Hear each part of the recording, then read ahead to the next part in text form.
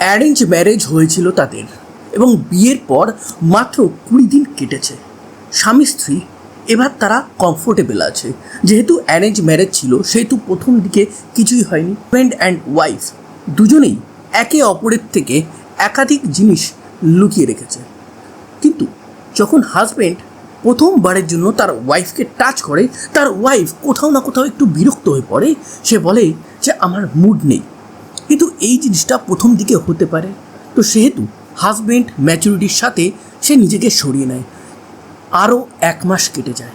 এই 1 মাস পর হাজব্যান্ড একদিন হঠাৎই ডিমান্ড করে বসে যে এত কেন ওয়েট করতে হচ্ছে? তুমি কি আমাকে বোঝোনি? তুমি কি আমাকে জানো না? তুমি তো জানো আমরা অ্যারেঞ্জ ম্যারেজ করেছি। তো সেই ক্ষেত্রে লজ্জা লাগাটা একটু স্বাভাবিক। কিন্তু আমাদের মধ্যে আস্তে আস্তে তো প্রেম হয়েছে, আমরা ঘুরছি, খাচ্ছি, কথা বলছি। সেই রাতে ওয়াইফ রাজি হয়।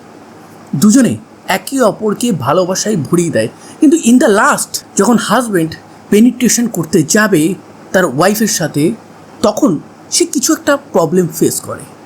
ফার্স্ট নাইট তারা ফার্স্ট টাইম করছে, তো সেহেতু এই প্রবলেমটা তারা ইগনোর করে। দেন নেক্সট ডে ট্রাই করে, সেখানেও প্রবলেম হয়। থার্ড ডে প্রবলেম হয়। চতুর্থ দিন যখন প্রবলেম হয় তখন হাজব্যান্ড উঠে গিয়ে সোজা লাইট জ্বালতে যায়। ওয়াইফ দৌড়ে গিয়ে তাকে আটকে দেয়। সে বলে যে আমার লজ্জা লাগে।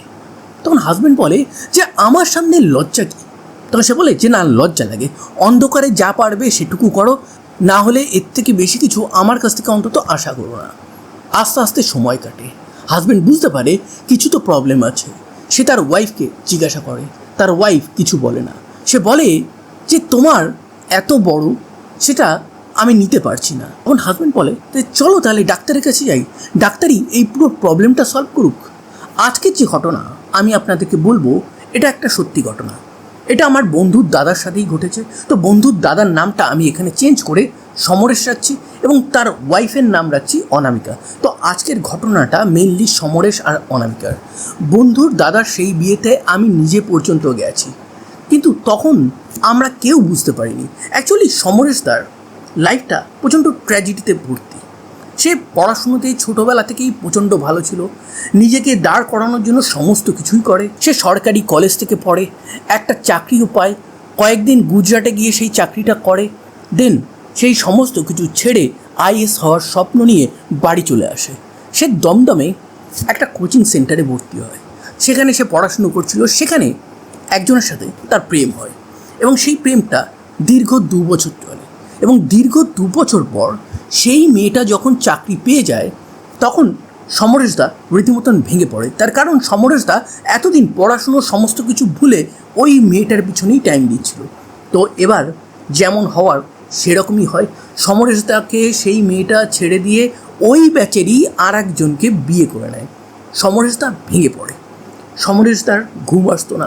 সে রীতিমতন একটা পাগলের মতন হয়ে গেছিল। তার মধ্যে এমন একটা জিনিস চলছিল যে সে যেন নিজেকে শেষ করে দেবে। এই জিনিসটা তার ফ্যামিলি বোঝে অ্যান্ড দেন তাকে ডাক্তারের কাছে নিয়ে যায়। ডাক্তার তাকে মেডিসিন প্রেসক্রাইব করে। সেই মেডিসিন খেতে থাকে, অবস্থা আস্তে আস্তে শুধরাতে থাকে। কিন্তু এই যে অবস্থা শুধরাচ্ছে, যেটা আমরা ভাবছি, সেটা অ্যাকচুয়ালি কিন্তু অবস্থা শুধরাচ্ছিল না, সেটা অবস্থাটা আরও খারাপ হচ্ছিল। ওই মেডিকেশনের জন্য সে প্রচণ্ড ঘুমাতো। দিনে 16 থেকে 18 ঘন্টা একটা মানুষ ঘুমাচ্ছে। এই জিনিসটা তার ফ্যামিলি বুঝতে পেরেও ইগনোর করেছিল। সেই ফ্যামিলি একটা জয়েন্ট ফ্যামিলি ছিল।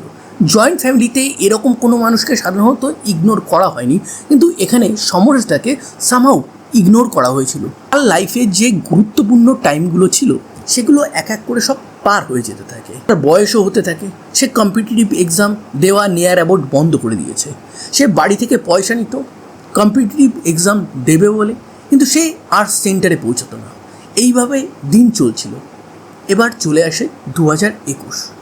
2021-এ হঠাৎই সে জানতে পারে 2014 সালে সে একটা এক্সাম দিয়েছিল। এক্সামে সে পাসও করেছিল অ্যান্ড দেন হঠাৎই রিক্রুটমেন্ট চালু হয় এবং তার চাকরিটাও ওইখানে হয়ে যায়। সরকারি চাকরি, চারটেখানিক ব্যাপার না।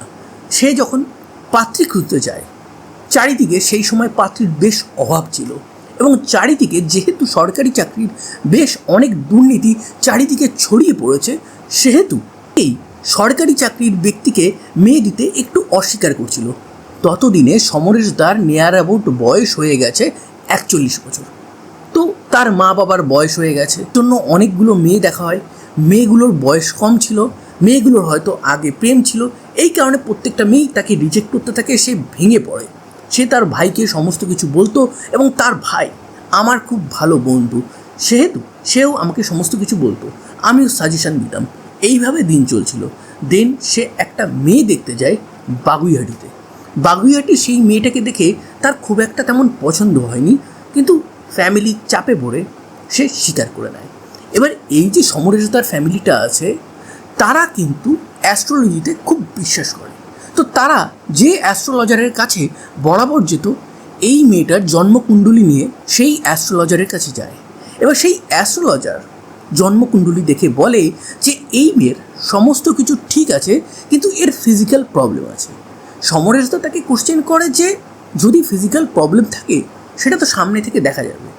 তখন অ্যাস্ট্রোলজার বলে যে আমি অত শত জানি না, কিন্তু এর কোনো ফিজিক্যাল প্রবলেম আছে, এর কুণ্ডলী দেখে আমি ক্লিয়ারলি বলতে পারি।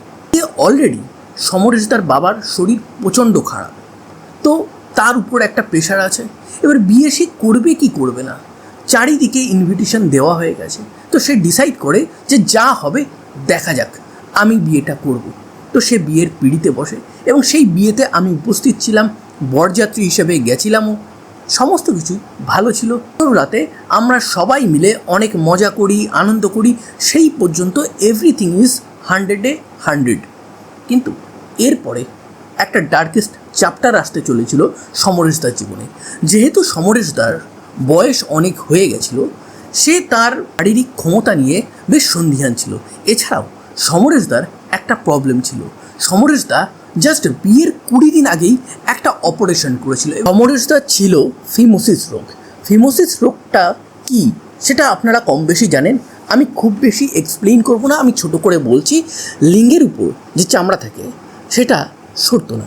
এবার এটা ফেটে গিয়ে অনেক সময় অনেক বিপদ হতে পারে, তো এটা অপারেশন করে নেওয়াই ভালো। তো এই ফিমোসিস অপারেশনটা এর 20 দিন আগে করে। সেই সময় তার ঘাটা তখনও শুকায়নি, তার মধ্যেই তার বিয়ে হয়। অ্যান্ড তারপরে তার মনে কন্টিনিউয়াস একটা ভয় থাকতো যে সে পারবে কি পারবে না। এইদিকে বিয়ে হয়ে গেছে। প্রথম দিকে সমরেশদা রীতিমতন ভয় পেয়েছে, সে তার ওয়াইফের কাছে যায় না, তার ওয়াইফও তার কাছে তেমন একটা আসতো না। দুজনে একে অপরকে বোঝার অনেক চেষ্টা করে এবং এইভাবে 20-25 দিন কেটে যায়। বিকাশদার ফিমোসিসের যে ঘা ছিল সব শুকিয়ে যায়, সে একদম ওয়েল অ্যান্ড ফিট হয়ে যায়। এবার সে তার স্ত্রীর দিকে অ্যাপ্রোচ করে, কিন্তু তার ওয়াইফ মোটেও তাকে কাছে ঘেঁষতে দেয় না, সবসময় বলে উপরে উপরে করো। এবং এই জিনিসটা নিয়ে সমরেশদা কাউকে তো বলতে পারে না, তো সে তার নিজের মনের মধ্যেই কেমন একটা গুমড়ে গুমড়ে মরছিল। আর যখনই তাদের মধ্যে এই উপরের উপরের জিনিসগুলো হতো, তার ওয়াইফ লাইটটা বন্ধ করে দিত। তো একদিন সে পেনিট্রেশন করার ট্রাই করে, দেন সে পারে না। সেকেন্ড ডে সে পারে না, থার্ড ডে পারে না। সেভাবে তার ওয়াইফের ফার্স্ট টাইম এই কারণে এটা হচ্ছে না কি একদিন সমরেশদা এই পেনিট্রেশনের টাইমে সে লাইটটা জ্বালার চেষ্টা করে। তার ওয়াইফ একদম রীতিমতন গায়ে কাপড় দিয়ে লাইটটা সঙ্গে সঙ্গে ভয়ের সাথে বন্ধ করে দেয়। সে বলে যে না, লাইট জ্বাললে আমার লজ্জা লাগবে। তখন সমরেশদা বলে লজ্জা কিসের, আমরা তো হাজব্যান্ড অ্যান্ড ওয়াইফ, আমাদের বিয়ের নেয়ার অ্যাবাউট 1.5 মাস হতে চললো, আমরা এখনও কিছু করিনি, আমরা একে অপরকে জেনেছি, বুঝেছি, কথা বলেছি, ঘুরতে গেছি, দেন প্রবলেমটা কোথায়? এবার তাদের হানিমুন টাইম, হানিমুনে তারা ঘুরতে যায় এবং সেই জায়গাটা নর্থ বেঙ্গলের কোনো একটা জায়গা ছিল। হানিমুনে গিয়ে সমরেশদা আবার চেষ্টা করে, কিন্তু সেইবারও পারেনি। এইবার সমরেশদা নিজের আঙ্গুল দিয়ে একবার চেষ্টা করে, কিন্তু সে তার কোনোই আঙ্গুলটা পর্যন্ত ওখানে এন্ট্রি করাতে পারছিল না।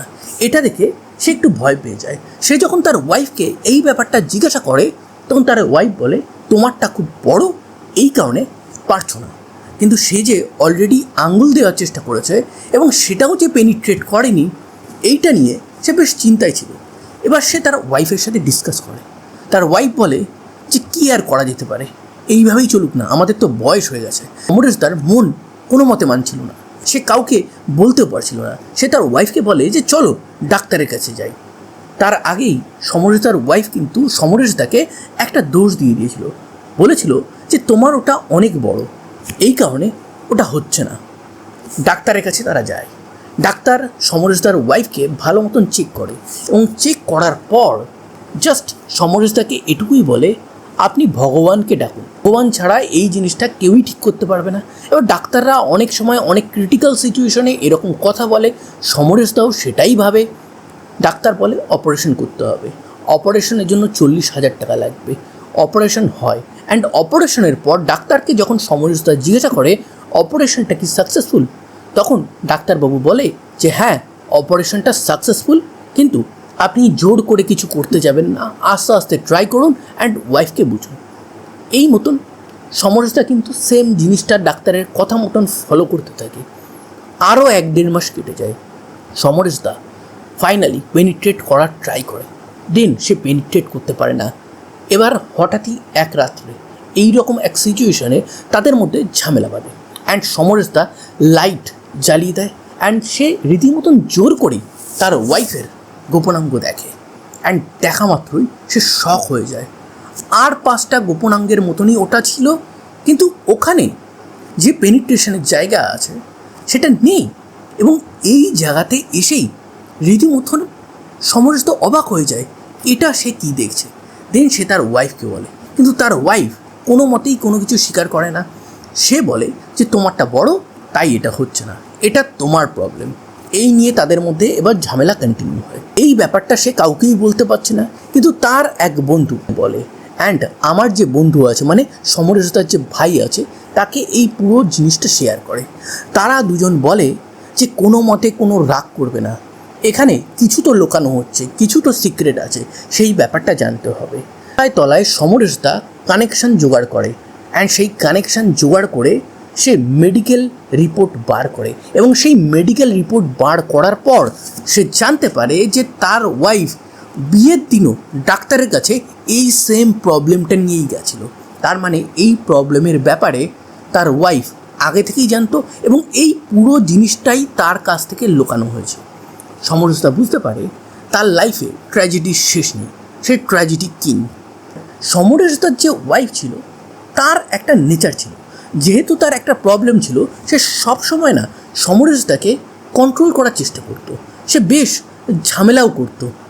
একদিন সমরেশদার ওয়াইফ ওই বাড়িরই 2 মেয়েকে ডেকে যেমন নর্মালি গল্প হয় সেরকমই গল্প করতে থাকে, এবং গল্প করতে করতে একটা জিনিস বলে যেটা মোটেও বলা উচিত ছিল না, যে সে সমরেশদার সাথে কিভাবে কি করে।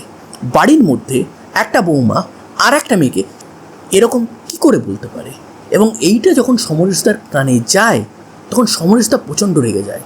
তার ওয়াইফকে সে বলে যে তুমি এখনই আমার বাড়ি ছেড়ে যাও। সমরেশদার ওয়াইফকে সমরেশদা লোকাল একটা প্রাইভেট স্কুলে টিচিংয়ের চাকরিও ধরিয়ে দিয়েছিল। নেক্সট ডে সকালবেলা সমরেশদার ওয়াইফ স্কুলে যায়, এবং স্কুলে যখন যেত সমরেশদা তাকে বাইকে ড্রপ করে আসতো, এবং সেদিন তাদের বাইকে যেতে যেতেই অনেক ঝগড়া হয়। তাকে বাইকে নামিয়ে দেওয়ার পর সমরেশদা যখন তার কাজের জায়গায় চলে যায়, ঘন্টা 2 পর সমরেশদার মা সমরেশদাকে ফোন করে বলে যে কিরে তোর আর বৌমার মধ্যে কি কোনো ঝগড়া হয়েছে। তখন সমরেশদা বলে যে কেন, কি হয়েছে। সমরেশদার মা সমরেশদাকে বলে যে তোর বউ এলো, দোতলায় গেল, জামা কাপড় সোনা গয়না নিয়ে চুপচাপ বেরিয়ে গেল, এবং যাওয়ার আগে আমাকে আর তোর বাবাকে প্রণাম করে চলে গেল। সমরেশদা বলে যা হয়েছে ভালোর জন্যই হয়েছে। এরপর 1 মাস 2 মাস 3 মাস কেটে যায়, এখন 8 মাস হয়ে গেছে। তখন সমরেশদা এক উকিলের কাছে যায়, ডিভোর্সের জন্য অ্যাপ্লাই করে, অ্যান্ড ডিভোর্স লেটারটা সমরেশদার ওয়াইফকে পাঠিয়ে দেওয়া হয়। সমরেশদার ওয়াইফ এই জিনিসটাকে রিজেক্ট করে, অ্যান্ড কোর্টে ট্রায়াল শুরু হয়। কোর্টে সে ডিমান্ড করে সমরেশদা তাকে প্রত্যেক মাসে 25,000 টাকা দেবে, এবং এই 25,000 টাকার কথা শুনে রীতিমতন সমরেশদা অবাক হয়ে যায়।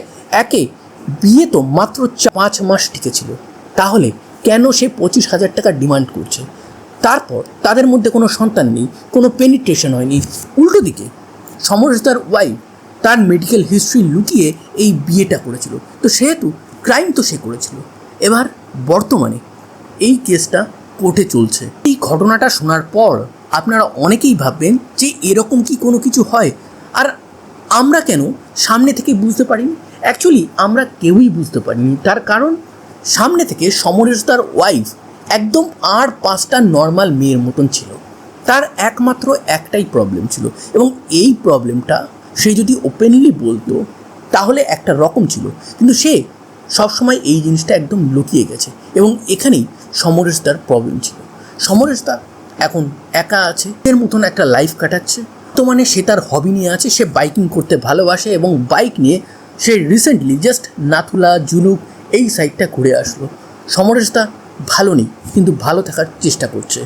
এই কারণে কোনো সম্পর্কে যাওয়ার আগে কোনো কিছু লুকানো উচিত না, এতে হিতে বিপরীত হতে পারে। আমি আসবো আবার একটা নতুন এরকম ট্রু কনফেশন নিয়ে, তার জন্য ওয়েট করুন।